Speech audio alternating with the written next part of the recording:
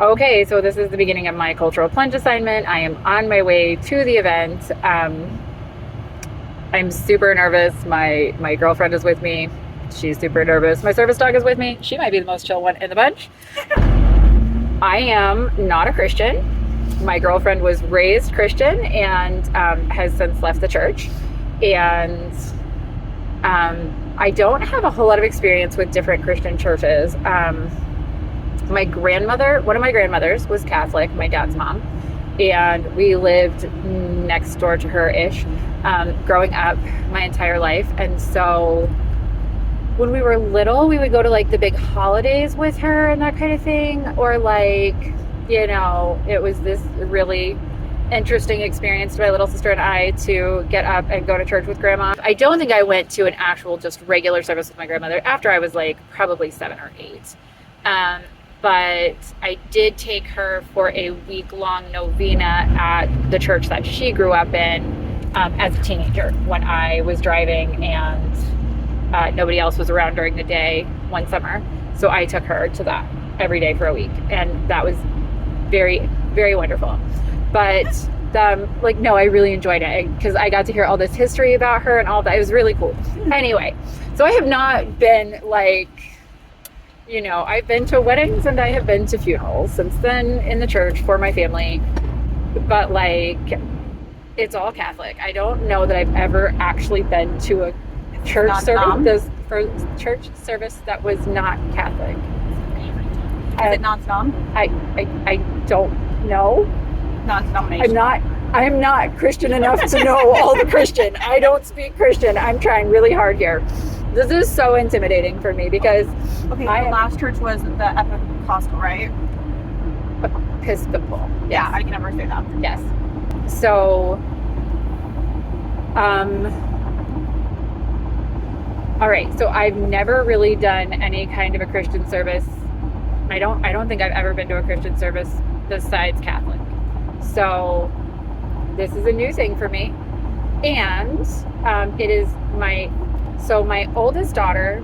We call her our bonus kid. She became my mother's helper when she was about 13, and she moved in with us about 10 days shy of turning 16. And so we've had her ever since. She's been part of our family ever since, and she is 22 and a half now. So she's been part of our family for a long time, and she was raised Christian. She was raised in the church, and so this is really important to her. She has kept up with her faith the entire time she's lived with our family, even though our family is not Christian, and we actually are pagan and queer, and it is a whole thing walking into a church and knowing that it is not an area that is made for us, which is why we tend to not do it. So this is a little something, but it's very important to her that we be there for my grandson's vacation. So we are going, and there was a lot of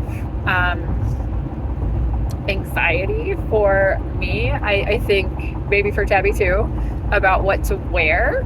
I have been to different small events. Pick it out. What? I said I just trusted you and Kiara to pick it out. Yes. So I've been to different small events at Kiara's church things just a couple times in the time that she's lived with us. And I've always felt completely out of place. I feel like my clothes aren't right. My jewelry isn't right. Just everything about it is not right. And I feel very out of place. We are going to be right in the front of the church. We're pretty sure. My daughter has no idea how this is going to be. I've never been to any kind of baptism or dedication or anything like that. Nothing like that. First communion, none of that kind of thing. So this is kind of I've never been to a service for a child in the church. So anyway, I'm very nervous about all of it, but it's important to my daughter, and so here we are. So I guess we're going to sit through an entire church service, and the dedication, and we don't know whether the dedication is going to be at the beginning, the end, or the middle. Tabby, usually after. I would imagine. So Tabby is, like I said, she grew up in the church, and she's been to a variety of different churches, and so she said that generally the entire family gets up and goes up and is at the front of the church during the dedication. We may also have to get up and stand at the front of the church with all the regular church people looking at us, and like we feel very, very out of place because this is not our normal at all. Luckily, we're brave people. We do lots of things that are outside of our comfort zone, right? So here we are. We're gonna do this. It's gonna be great, or not. We don't know. The jury is out.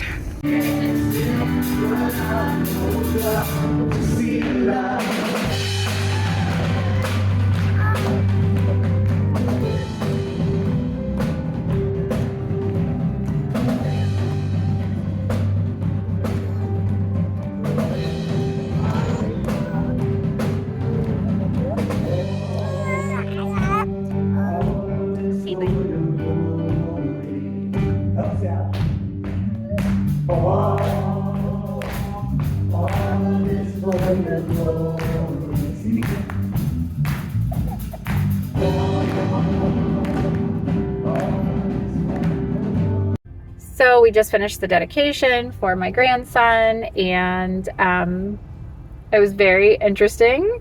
I think we felt very out of place. They put us in the very front row, like very front and center. So I feel like the minister or whatever, I don't even know what pastor, the pastor, I feel like he was talking directly to us several times, which was very weird. Like, it's like, when you focus.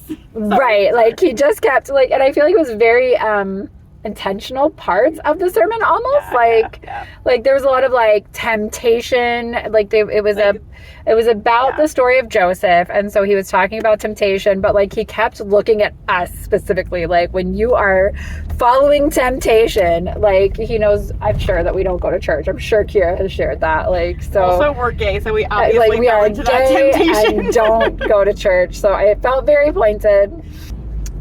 But my ex-husband brought our 4 sons to the service as well. Oh my gosh. And so they also have not been raised going to church. They did this out of respect and, you know, a sense of showing up for their sister. And they did that, you know, and they dressed up. They had to get up very early this morning because my ex-husband lives an hour and a half away from our home. And so an hour and a half from this church. They had to leave by 9. So they had to get up fairly early on a Sunday to come do this. And they did.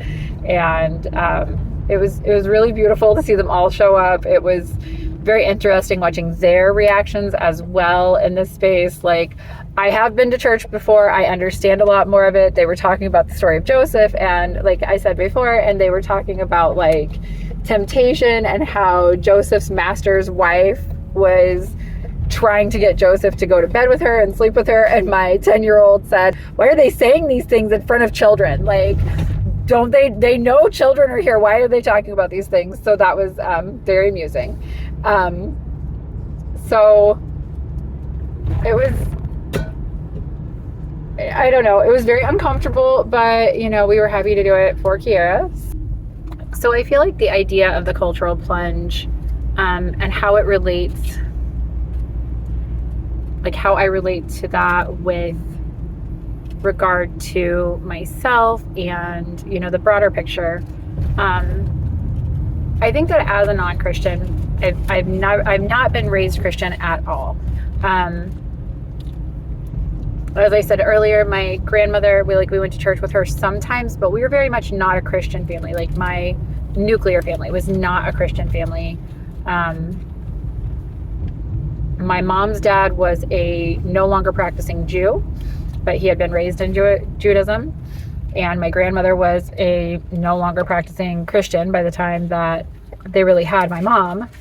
And so she had just never had really any kind of religious upbringing at all. And then my dad had been a Catholic and had left the church when he was 16 because he felt like there was just a lot of hypocrisy in the church community that he saw, like his local church community. So he left the church and he didn't go back to it. So my sister and I were raised very free from religion. And in a lot of ways, I've been very othered throughout my whole life because of it, because I've been raised in a very Christian area. And so I'm not unfamiliar with the views of the people around me. And I'm not unfamiliar with the views of our country, politically. I'm familiar with what that community really thinks of people like me for a lot of reasons. So going into that space, it was very much knowing that I'm going into the space of people who think that people like me are deserving of a certain kind of rights, but not all the rights. And that I have to understand that they will be favored in most situations, and that they think I'm wrong for living my life the way that I do, which is not a bad way to live life. So, but because their teachings tell them that the way I live my life is wrong, was very difficult, or is very difficult. And like my entire childhood, like the kids around me were all Christian. They all went to church. They didn't necessarily know what it meant. It's just their parents told them this is what it is and you have to do it. But I spent a lot of time being told that I was going to hell because I wasn't a Christian. In elementary school. And that was really hard. But like educationally, we favor Christianity in education and in public school. And people will say, oh, no, they don't. But like they absolutely do. Like all of the holidays that school breaks are designed to be around our Christian holidays. You get a big winter break. And yes, there are a lot of faiths that celebrate holidays during that break time, but it's very much Christmas break. And the activities at school revolve around Christmas. They revolve around, Christmas trees. We didn't do activities with menorahs. We didn't do activities celebrating Kwanzaa. We didn't do activities surrounding the solstice. We celebrated, we did activities around Christmas trees and around Santa Claus and, things like that. So that is prioritized. In the spring, we did bunnies and eggs. We don't call them Easter eggs, but, they're colored eggs or whatever. Actually, probably in the 80s and 90s, we were calling them Easter eggs. Let's be really for real in this area. So it was just made very evident that the holidays that we were taking off coincided with the Christian holidays. And the activities that we did surrounded the national Christian moral beliefs. So that was definitely sort of difficult to feel othered in that capacity. And my family did celebrate Christmas. They did celebrate Easter, that kind of thing, but they were family get-together times. They were not religious times. And school did practice those, like in that way. It was more of a family event than a religious event, but still the fact that we were celebrating those events, we were prioritizing those events. We didn't prioritize Passover. We didn't prioritize Rosh Hashanah. We didn't prioritize Ramadan. We prioritized, the holidays that were Christian holidays. And that's what the breaks were around. That's what the activities were around. I don't remember ever doing activities around Jewish or Muslim holidays in school, but we did activities around Christian holidays. We just maybe didn't put a cross on it and call it Jesus. So I've definitely spent my whole life feeling like a second-class citizen to the Christian right. without necessarily understanding it all the time. And that even was in an educational setting. As I've gotten older and progressively more queer and progressively more pagan, I definitely feel like, progressively more leftist, which is, I feel like that's not a thing that's hidden about me. There is definitely a very big difference between me and the church people, people who attend church of any variety. I don't ever feel, or I very, very rarely feel truly accepted and welcomed by people who go to church. Very, very rarely. And so walking into a church and knowing that I am walking into a group of people who inherently believes that I am wrong on a lot of levels, it's very it's very loaded.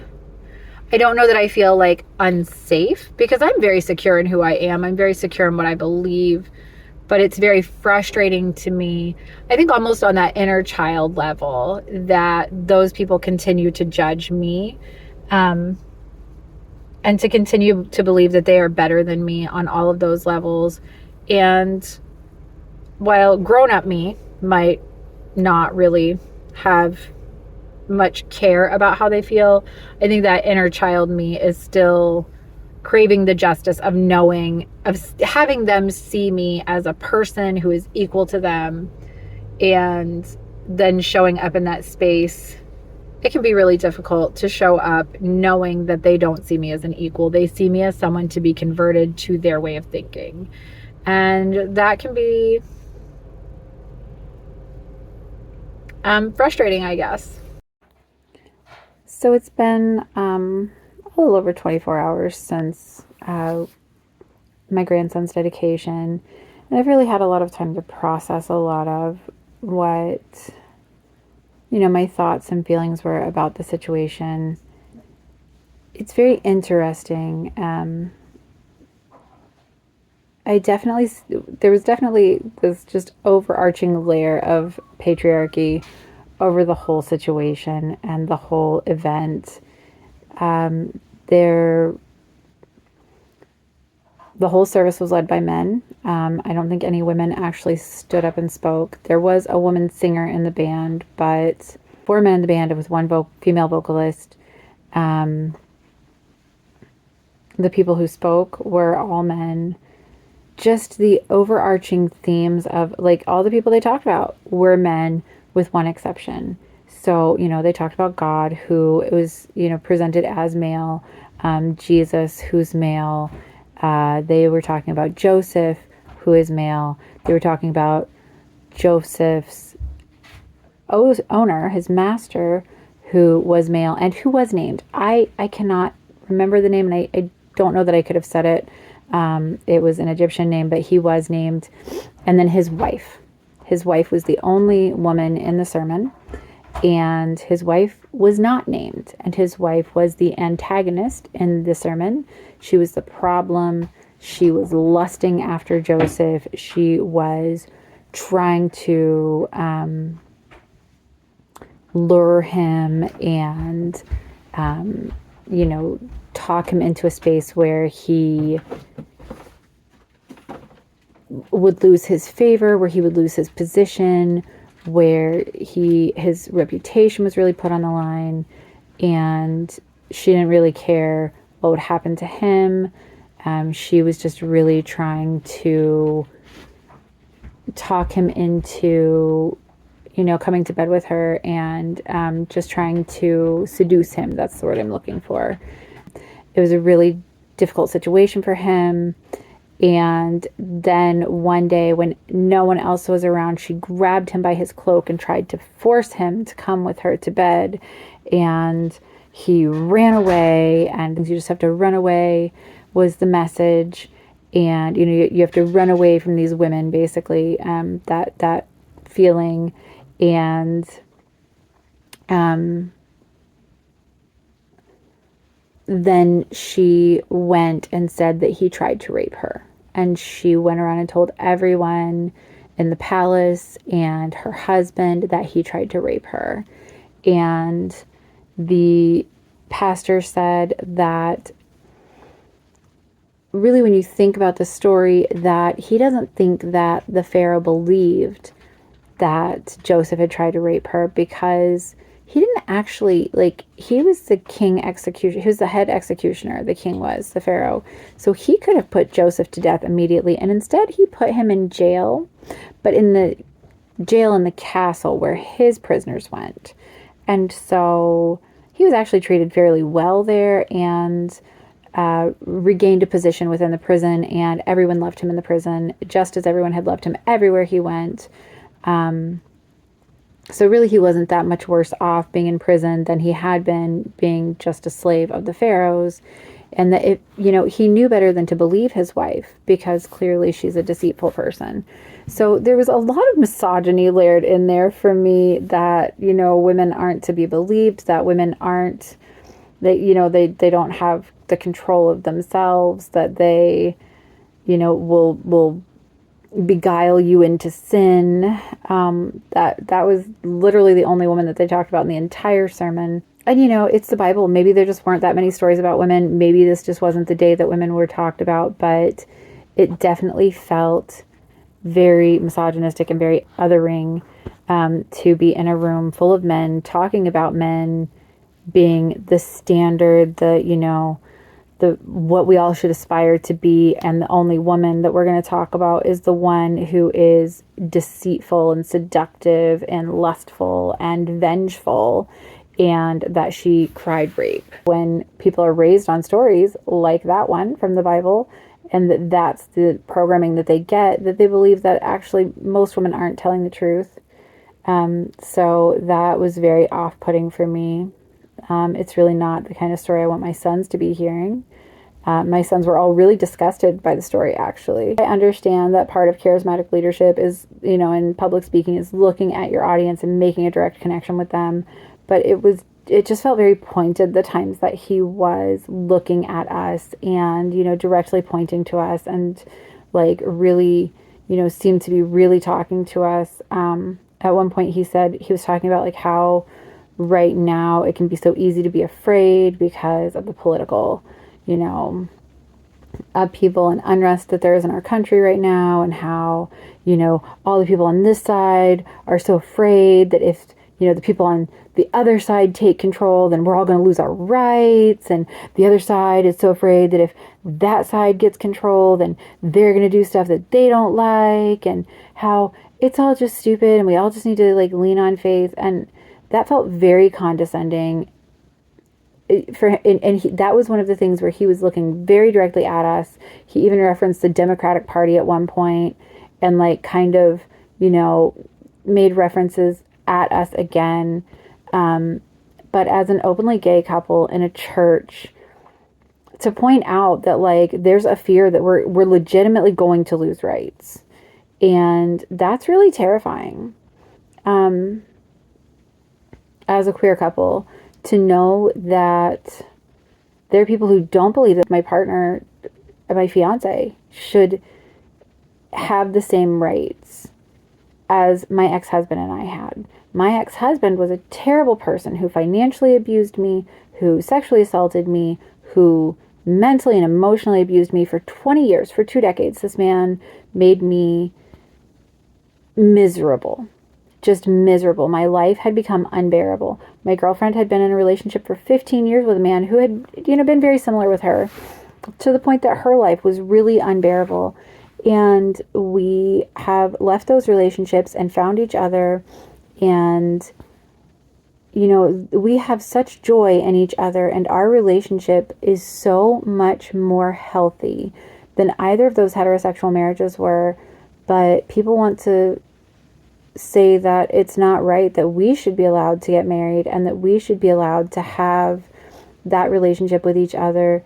That's really, really difficult, to walk into a space where I know that people don't believe that I should have the same rights as they do, just because they happen to be a man and a woman. just because they happen to be heterosexual, it's very difficult to sit in spaces like that. But sitting in that space, like walking into a church and sitting in that space, we very much know that there is a very big chance that people sitting there do disapprove of us. So to have somebody stand on stage and make reference to people being afraid of losing their rights, it was a little intense for us, honestly. But I'm really grateful that my grandson has a community who is looking out for him. I am grateful that my daughter gets to have a place where she feels like she belongs. There's no judgment for her. There's no judgment about her choices. It's not a spot where I feel like I belong. And it certainly didn't make my girlfriend and I feel welcome and loved and have a feeling of like that this is a place that we'd like to return to. As far as the connections to class, I feel like all the leaders of the church were white as well, white men. I didn't see anybody who physically looked like they were even mixed race, nothing. It was just white men and one white woman leading everything. White men are the ones in charge of everything, and that the stories that we tell ourselves, the stories that we let ourselves hear, the stories that we feed to our children, that changes who they are as people, that changes who they feel safe to grow up to be, that changes what they feel like people should be like. It was really cool as a family to go and show up for my daughter, and she really loved that we all came, that my sons came, that I came, my girlfriend came, that my ex-husband came. I think she was grateful for him. She was at least grateful that he brought the kids. I know that. They don't always have the best relationship, but I'm glad that we could do that for her as a family. I'm glad that we could be there for this important time for her. I'm glad that we could be there for Hudson, because we support Hudson and we support her no matter what faith they are, what faith they choose to follow, what fits right for them. We are grateful that they are finding the path that they need to be fulfilled. And that is really important to us. But just because that faith works for her, it doesn't make it a good fit for me or my girlfriend or my sons. And I really am kind of grateful that my sons are able to, look through things like that and see the patriarchy, see the misogyny. There was not a lot of compelling reason why for anything. And my children are very much why children. They're not just going to blindly follow something because somebody says so. And it was very, the theology wasn't great. It was very, very dim theology. So, my kids were just less than impressed. They're used to having something that they, if I'm going to tell them a story, we're going to talk about it. We're going to talk about why. We're going to tear it apart. We're going to talk about why this person feel this way, why that person feel that way. And this didn't even feel like something that I was comfortable sitting down with my sons and being like, well, why do you think? Why do you think that they felt this? Why do you think that they felt that? So this story that they told, it didn't even feel like something that I could sit down with my sons really and talk about after. My 16-year-old did come and have a nice little debrief session about how it had really irritated him, the misogyny in the sermon. So it was really great to be able to sit down and talk with my 16-year-old last night and again today about like his takeaways and how he felt like they were not as just kind of as up to date as they could be with their thoughts and opinions and ideas, and how the story really wasn't very good, and how the characters weren't really very good, and it wasn't our cup of tea for sure. So we won't be going back. My daughter loves it there. Her boyfriend loves it there. We love her boyfriend, but definitely the church itself felt very different than what we would be comfortable doing again.